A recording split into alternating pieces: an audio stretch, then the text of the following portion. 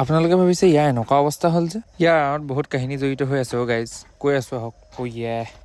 guys হ'ল এনেকুৱা কি ঘৰৰ গোটেই মানুহে মোৰ ভিডিঅ' দেখি গ'ল দেখি আজি 4 দিন ধৰি ICUত পৰি আছে ওলাই আহি মোক খুব ধুম ধাম দি কামত লগাই দিলে বুৰ্জ খলিফা বনাওঁ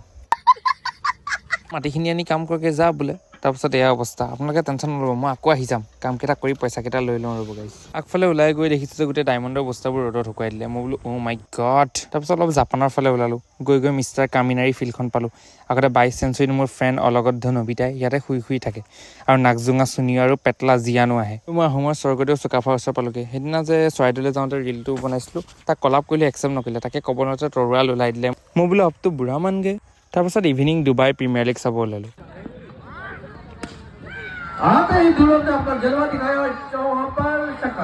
গাইজ এইপিনে লাইটৰ পৰা ধোঁৱা ওলাইছে যে গাইজ যোৱাগৈ ভাল হ'ব আৰু বুজিছে খেলখনো এইপিনে শেষ হ'ল এইপিনে